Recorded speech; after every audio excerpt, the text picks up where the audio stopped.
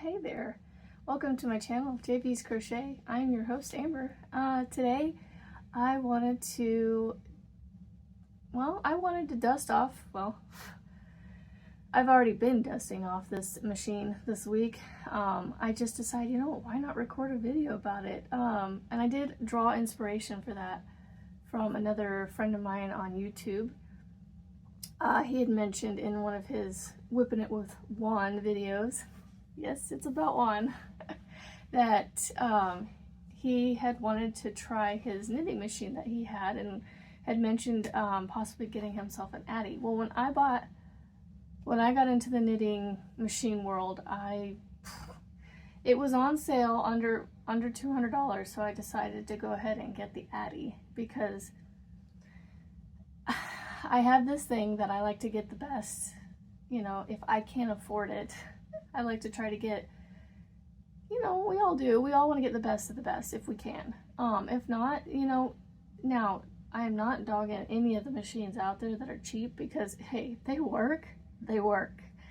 I just know that my experience with my Addy knitting machine, it has been, oh, I love it. So I have been taking breaks from it here in the recent weeks just because I've been crocheting, just because my therapy mode has been in crochet. But this, I was watching somebody the other day make something on YouTube and I went, I need to pull mine back out. Not really pull it back out, but I need to whip something up. So, where did I put it? Oh, it's right here. If I can reach it. Pile of stuff from downstairs to put away up here. So this hat, I had some leftover yarn. I wanted to use it up, and so I made a double layered beanie hat. I think this is this was the loops. This was made with loops and threads, loops and threads. I can't think of the name off the top of my head for some reason. It's their version of the Caron Simply Soft. This machine that I have loves the Caron Simply Soft. I believe, I want to say I've tried some Big Twist, but we're going to try the unicorn. This is leftover from the blankets. I was like, I'll make a hat. And you can usually get a hat out of one skein. I think depending on the size of the hat, you can get possibly two.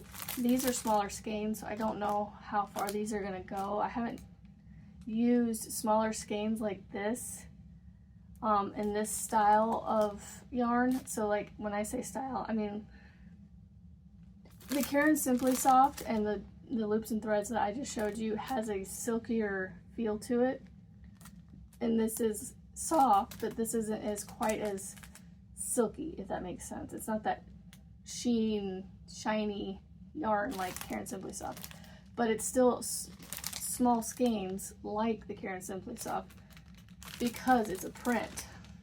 I think these are prints. Well, they're just values, but they're smaller. They're 4.3 ounce skeins. Sorry about the finger. 269 yards. So, I gotta find the end where to open it. I thought I would, you know what? I meant to grab my questions before I started doing this. You know what? We'll just chit chat. I'll try to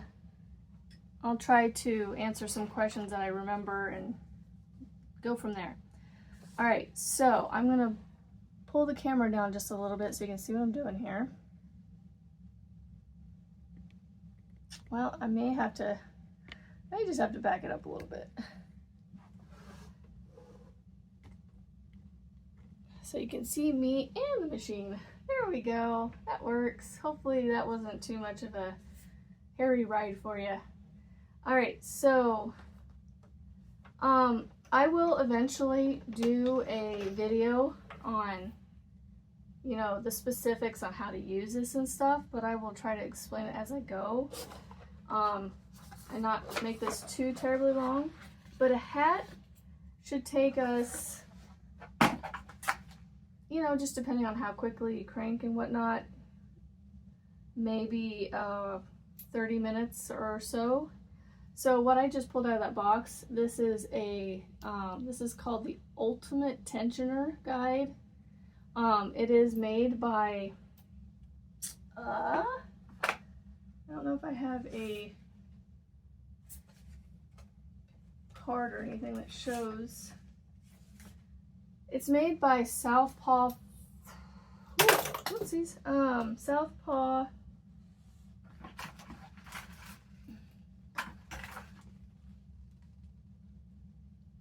Southpaw Fiber Arts.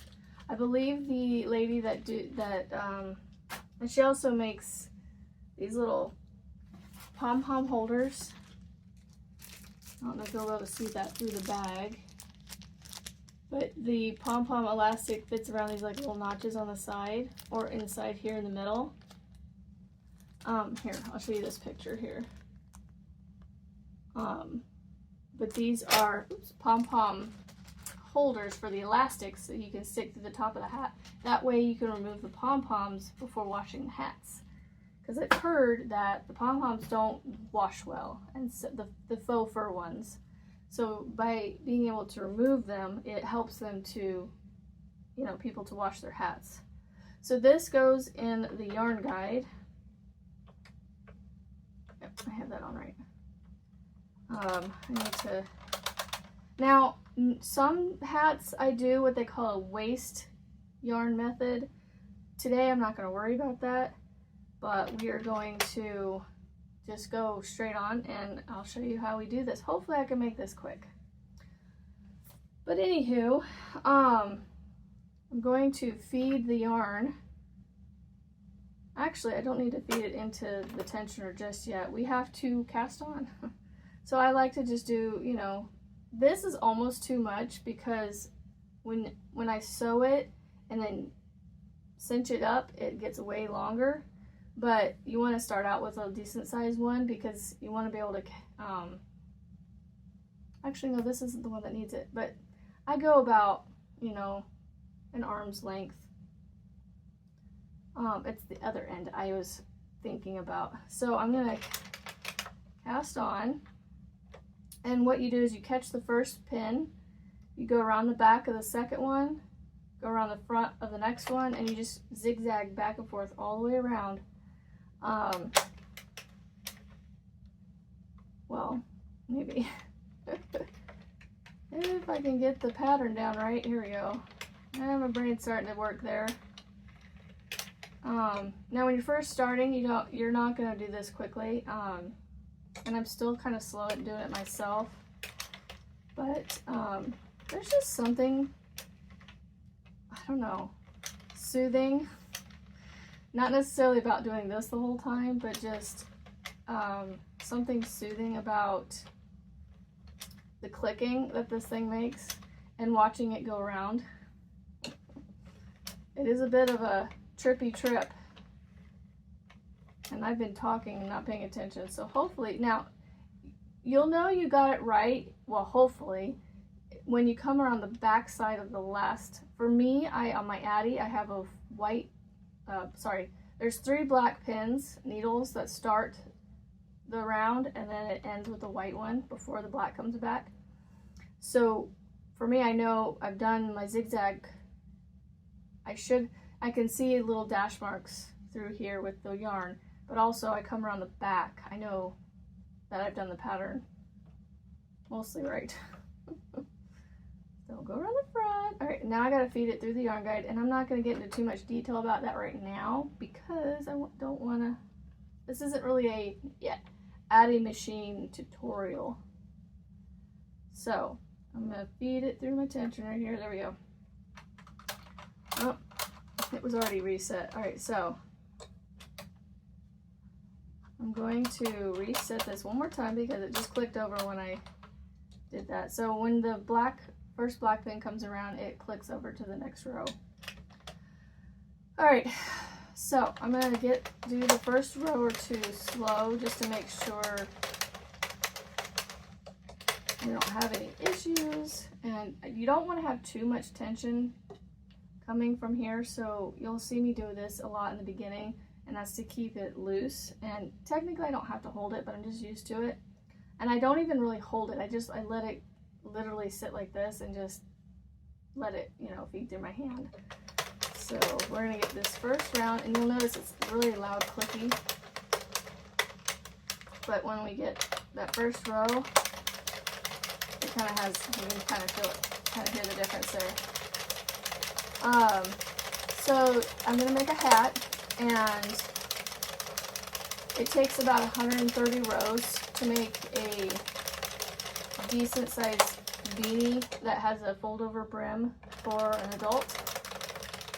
So we're gonna do about, I think I'm gonna do 130, and then we'll take it off the machine and make a hat after we're done with this part of it. So let's see. Now I can't remember my, you know what, I'm gonna grab my tablet real quick and see if I can't find those questions.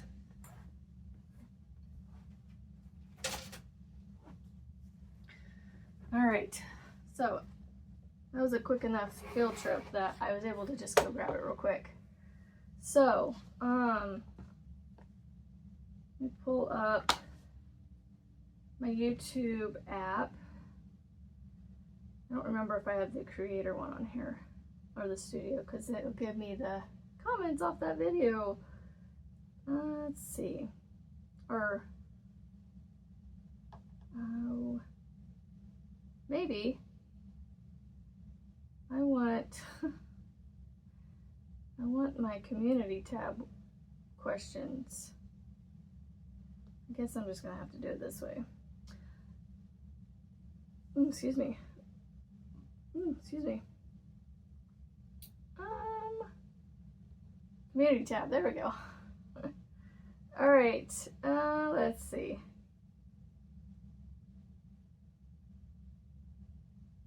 Here we are. Okay.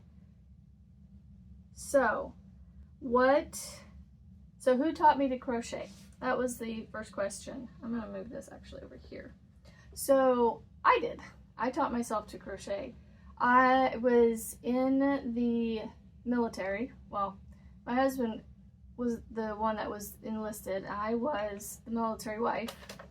And I got to know some other military wives.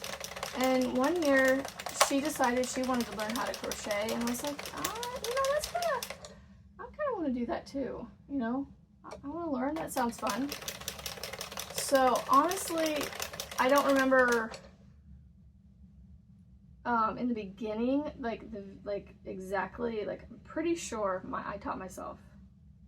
I don't remember learning anything from her or anyone else that she knew.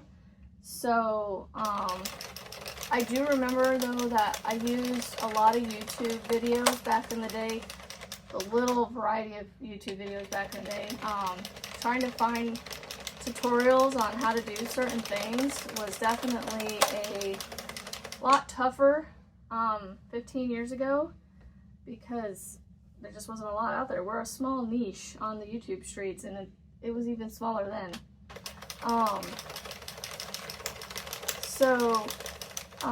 Mikey from the Crochet Crowd was one of my teachers. Nastasia, I can't remember, I believe that's her channel, Nastasia, Donna Wolf from Nastasia. She was another one of my go-to people in the beginning. I don't know how early on. Bella Coco, I believe, I remember seeing her around, but maybe not necessarily at the beginning, but I used those people a lot on YouTube to learn like newer, more advanced techniques, and also the basics. I also used a lot of stick. We don't use sticks. Well, we use almost wooden sticks, you know, if you use wooden hooks. Stitch dictionaries, pattern books. Y'all remember, or did y'all have stores, like craft stores, where you could go in and rip off the patterns? They were free patterns. You could literally rip them off these pads in front of, like, you know, the yarn or other crafting supplies. I don't remember what store that was, but that was fun. I had fun doing that. But, so yeah, I taught myself to crochet with books, pattern books, you know, YouTube videos, because I definitely started out when we were able to have technology as a tool in the crochet. So I am at row 13 and we have a whole lot more to go, so I need to get to cranking. But yeah, so let's see, the toughest pattern I've worked on, well, actually it would have been a patriotic blanket that I started very early on in my journey. And it was a bunch of stars and stripes, squares, red squares with white stars, white squares with red stars, and then I don't remember if I had blue stars. I'll have to look at the picture, but I'd have to reference the picture. And then there was, you know, squares that were red and white stripes. There were, I think there were squares that were red and blue stripes. And just over the years, I got a lot of it done as in the squares and started to join them into rows, and then you join the rows into a big blanket, and then you border the big blanket. Well, I kept putting it off, and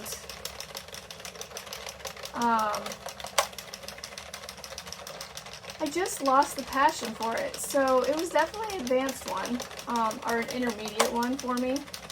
And by now I could probably do it, but I just, again, I lost the drive to want to finish it. So it got put in timeout for a very, very long time, for many, many years. I recently reached out in one's group, Facebook group, and asked if anybody wanted to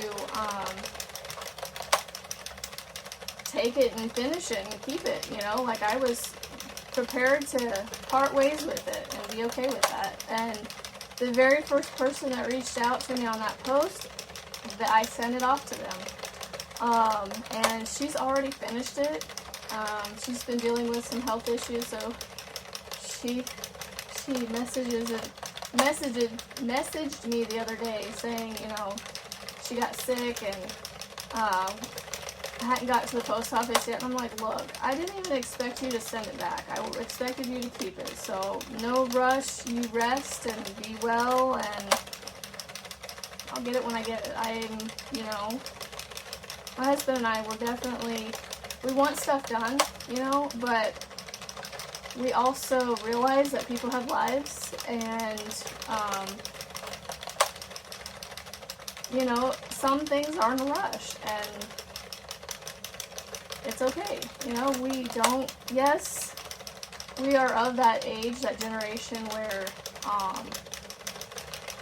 you know, we get things within a couple days from Amazon, and so we've gotten into that, you know, quick satisfaction kind of mindset. But I think also at the same time, I think a lot of our whatever, no rush kind of mentality is also there and a lot stronger for us. Yes, I want things that I order tomorrow, but also I know that when I get it, it's going to be just as good as it would have been, you know, had it been next day kind of thing.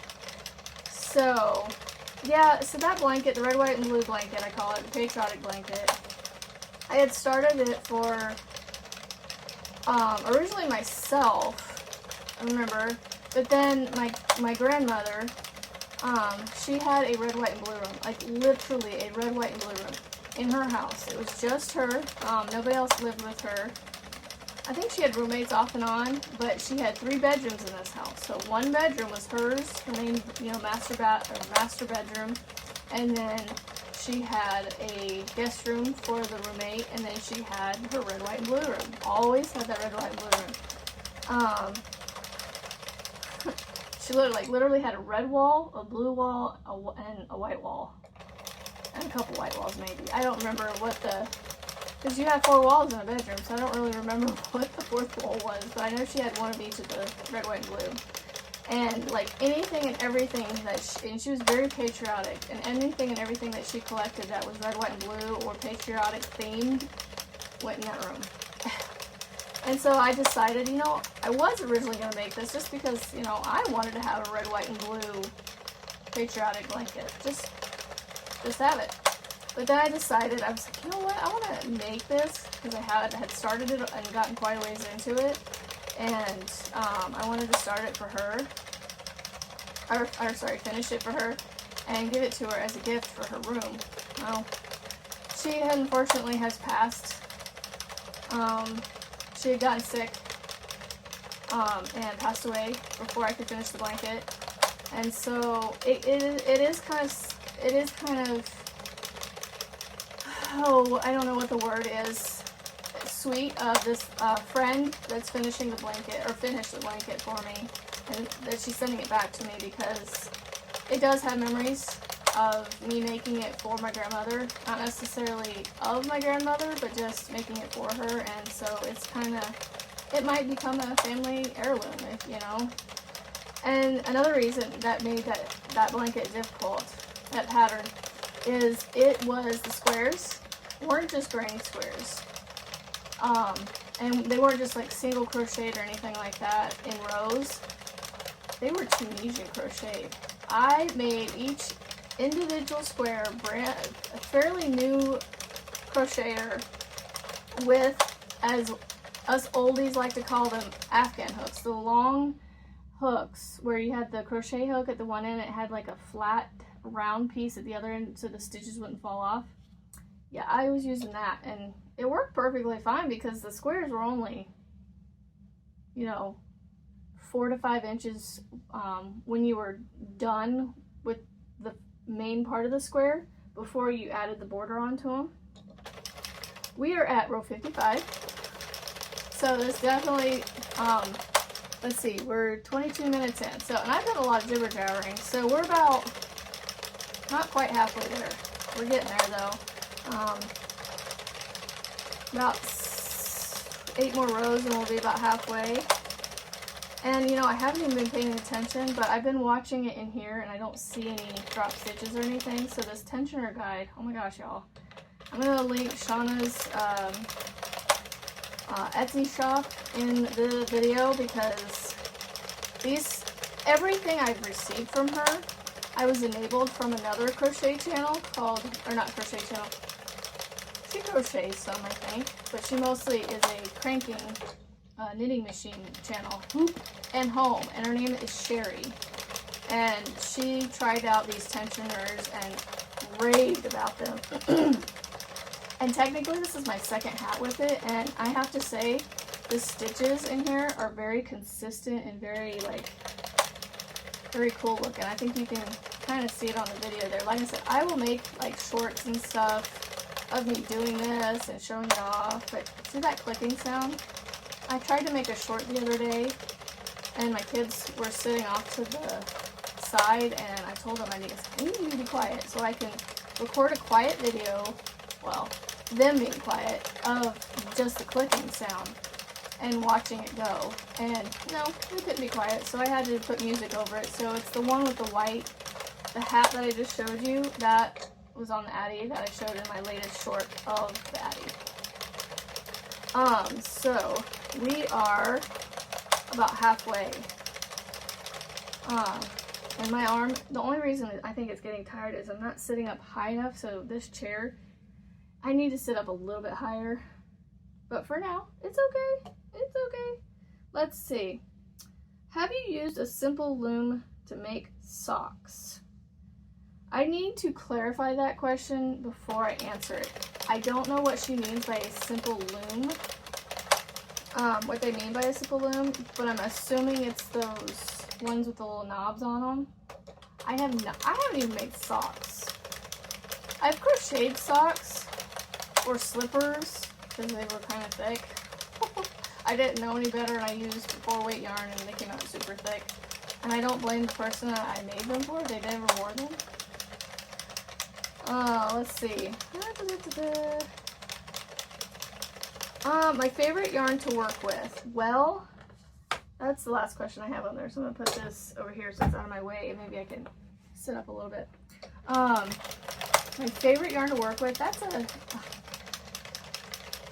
I don't know that I have favorites. Maybe I do, and I'm just naive and unaware of them. I was telling another friend of mine, Marty, over at Flossom Crochet. She asked me something very similar. I said, you know, I guess if it's soft and squishy and pretty, you know, colorful, you know, I'm gonna like the yarn. I guess I'm not really a yarn snob, as they say. Now, I'm definitely starting to collect higher, what do they call it, bougie yarns, you know, the superwash merino wools and that kind of thing. Those are definitely really soft. Definitely my favorites to touch and feel and look at. I'm just not sure what to make with them because of how small the yarn is, but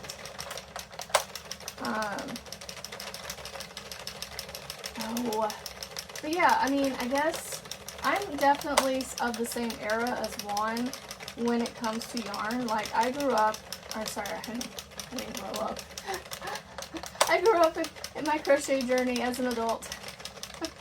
I started out in my crochet journey being a military wife, you know. We didn't make a whole lot of money, and I mean, we did well for ourselves. I've said that before, but, you know, I had to rely on the little bit of money that I could spend outside of, you know, paying for our bills, even though we lived in base housing, paying for some bills and, you know, whatnot. Like, and we didn't get a ton of base pay and extras back then, but I was still able to go, you know, and buy craft supplies on a regular basis for, you know, not like every day or anything, but so long-winded to say, I started out with like the Bernat Super Savers, the Red Heart Super Savers, Bernat Value Yarns, whatever they're called, I can't remember.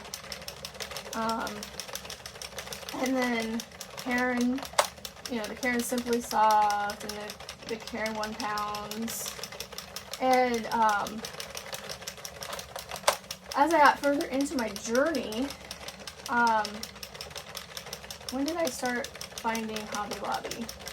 I think I started finding I Love This Yarn from Hobby Lobby about the time that we moved to Nebraska. And then, whew, that was my go-to yarn. I got rid of a bunch of yarn like a few years ago because I was in a mood and I was like trying to just get rid of stuff. You know, not necessarily trying to minimize down to the point of like mattress on the floor, you know, one shirt, one jean type of minimalism, which, hey, if that's you, that's you. Good for you. I just can't do that. I need a few more than that. But I just got in the mood and I got rid of all as much crochet stuff as I wasn't using. I wish I had it. I had so much good stuff too. And so in the last year or so, I started reaccumulating, and all this yarn is in the last 6 months. Thank you, Juan. It started out with my Premier Puzzle, which is down. I need to move it up higher so you can see it, but it's down here on the bottom of my shelf, my cubes. And I just started collecting yarn back up again and getting back into crocheting like hardcore. Like, I did not just jump into the shallow end of the pool when I got back into crochet. I went straight to the deep water, the deep end. All right, I'm at 100 rows, so we got 30 more rows. So yeah, look at that, we're at 30 minutes. So it'll be about 30 minutes, maybe a little longer because I'm gonna have to do the last remaining finishing touches on this, and that takes a few minutes. But yeah, so then it moved to I Love This Yarn, and that's all I was buying. Oh my gosh, everything was I Love This Yarn, because that stuff is soft. And then it was, oh my goodness, I don't remember. There was this, I mean, Joann's has their Big Twist yarn, their value yarn, on sale all the time. And there was a sale where they were down below like $2 a skein or something like that.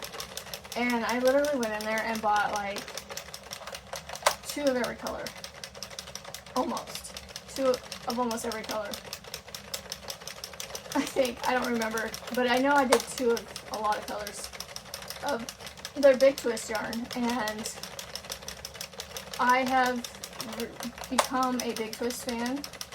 I don't know. I like them all. I like a lot of them. Red Hearts are definitely further down on my favorites list, only because there's a lot more softer yarns out there.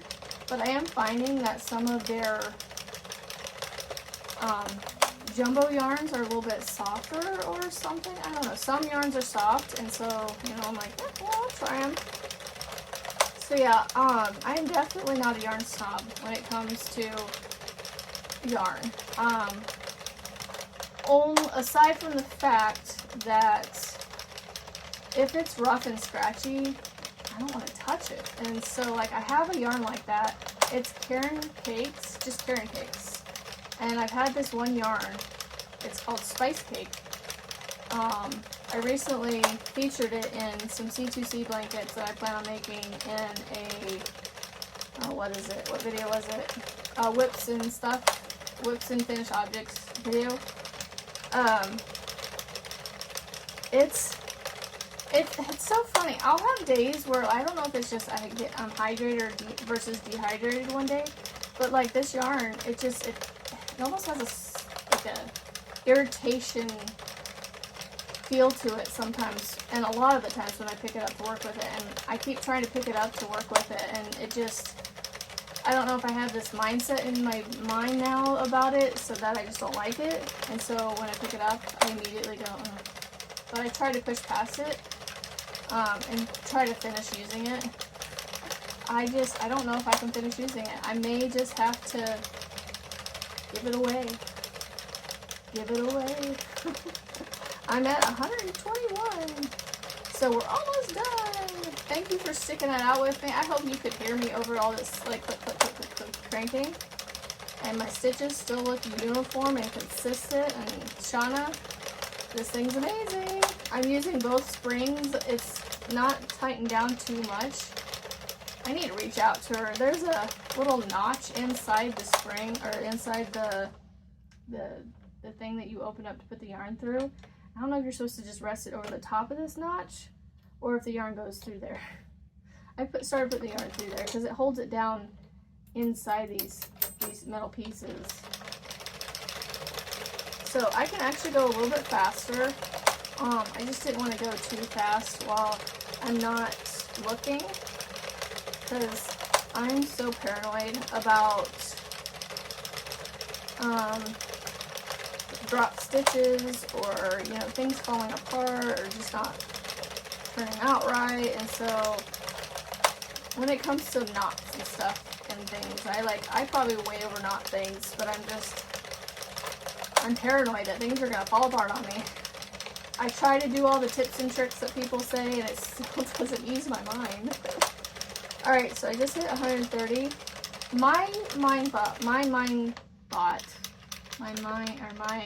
My thought with this is that, yes, it just switched over to 131, but that means in my mind that I'm starting 131. So we finished 130. I would say, I don't know, it's hard to say, maybe a little over half of the skein. Oh, my alarm's going off, hold on. My alarm is going off. Hopefully that doesn't mess with the video. But I think I've used about half, maybe a little more than half to make the hat. Because what I'm going to do now is I'm just going to get, again, an arm's, I have to lean back because it's right here, about an arm's length of yarn. Oh, I gotta go grab my scissors. I didn't put these over here either. Ah, losing my shoes. oof. You know, you get the raw deal with me. Like, that's how well organized I am. I was laying in my bed going, I need to get up and record this video and get all this out so I'm prepared and ready to go. Oh, no, I don't want to put that down. Okay, so like I said, I'm going to pull out, you know, a lot of them say to go around this, but I feel like that's just, for me, it's too much, so I'm going to actually go, and I've done enough hats that I can kind of judge where I need to cut it. And like I said, I'm not using the waste yarn method on this hat, which most of my hats are done that way.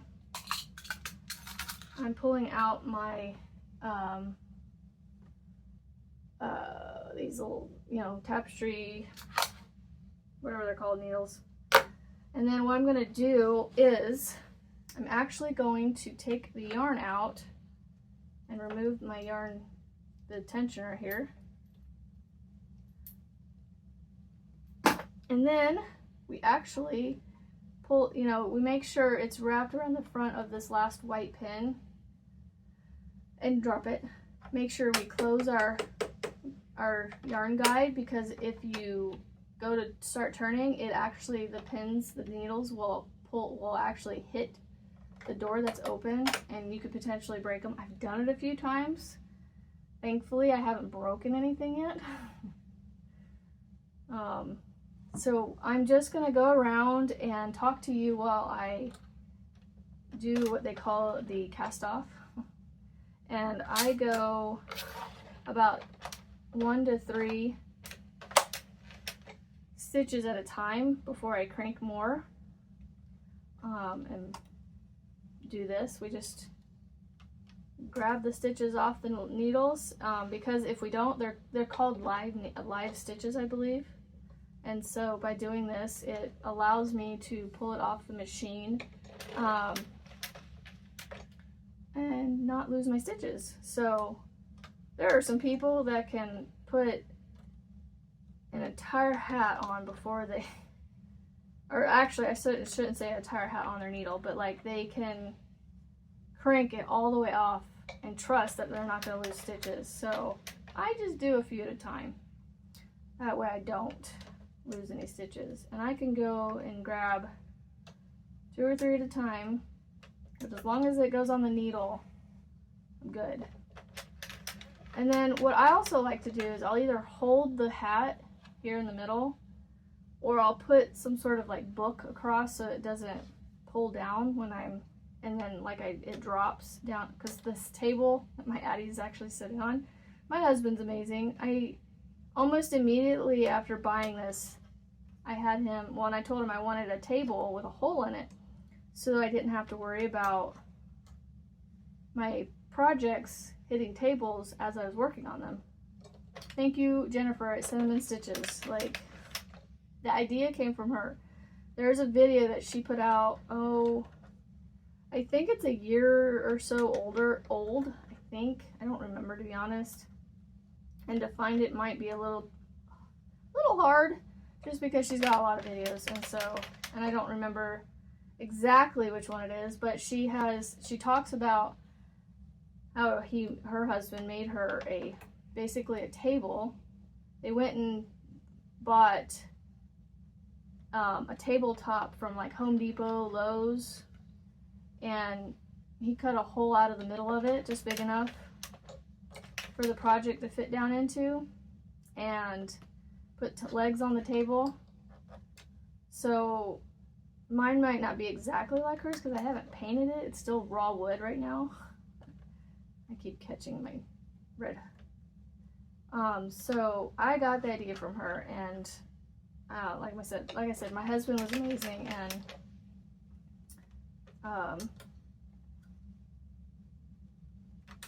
made me a table. So, but when I get to this part of my hat, once I start pulling it off the machine, it pulls on it, and I don't want to, again, paranoid that I'm going to drop stitches and mess things up, and I have to restart. And I'm actually quite surprised, and hopefully I'm not speaking too soon.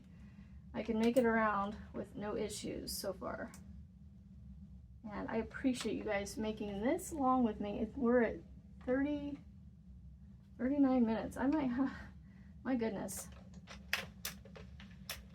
This is gonna be an hour-long hat on an Addy machine. Only because I chit-chat so much. Stop getting caught on there. You're slowing me down here. You know what? I think I will just speed up this process in the video for you, so you guys don't have to sit through me pulling this off of here, because it can be a little slow.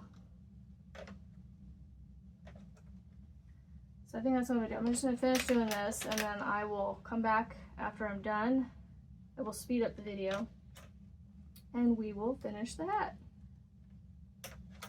So I think, but I'm almost done now, so I don't know. I don't want to make it too long, but if you made it this long, thank you. And I apologize. I can get very like redundant in what I say, so again, that's another thing that makes me appreciate y'all even more. Like, I know I can be boring.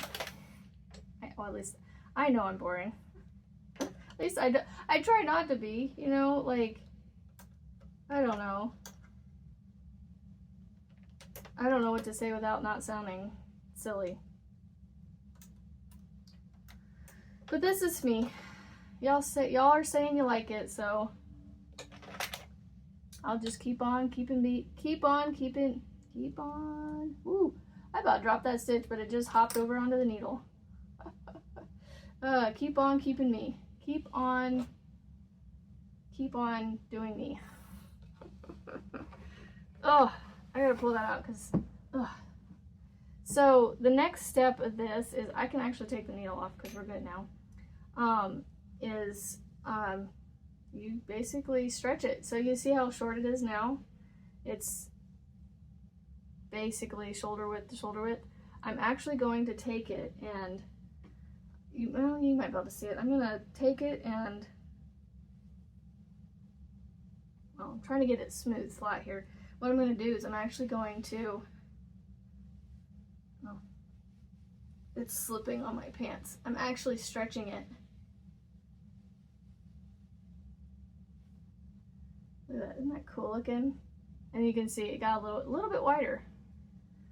So when you fold it over, we're gonna cinch these up, and it's gonna become a hat. So it's pretty easy. You literally, well, I shouldn't say literally. Now, the thing is, you gotta pay attention. This is the outside. Well, I call this the outside. This is the knitted side. I made my very first hat where I actually wasn't paying attention and made the purl side the outside. So it's funny. It's, you know, it was my first hat. But what I do is I am actually going to feed my needle back on, because I'm going to, wait, hold on.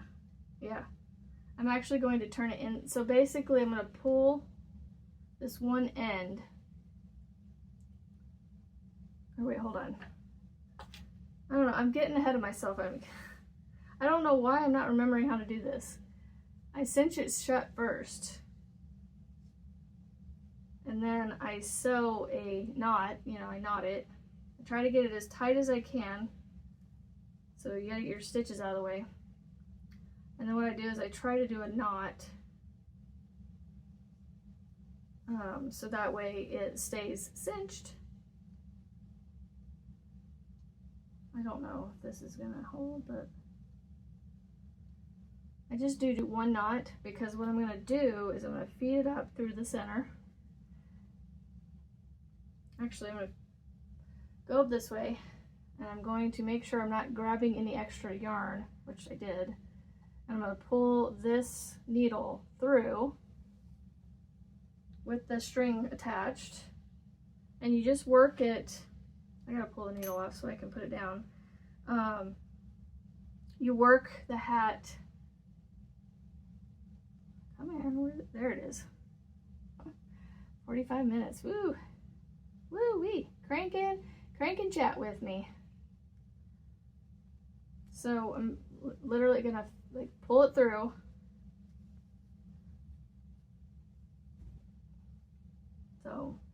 you know, keep doing that. But now I've got it up to the other end. I'm going to work on the other end real quick, and you can actually shorten that up. That's the only thing about hats with the Addy is you got a whole lot of extra yarn waste, which is, it's okay, but there's a lot of waste with knitting machines. At least in my experience, I have had a lot of waste. This hat looks really neat.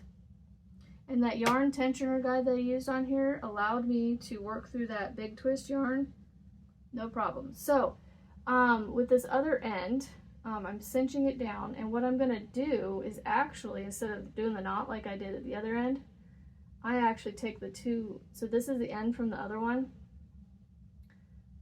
and I'm actually going to knot the two together, and it cinches it down and makes it nice and tight. And I do that, like, it hides down in here so well that I knot it a few times. And then what I do is, because this one's so long, I'm going to cut that one short. I'm going to feed both strands on the needle. And I'm going to feed my hand up through here so I can make sure I'm not grabbing the inside layer. And I'm going to actually put the needle through the two layers without grabbing that bottom layer, which I do all the time.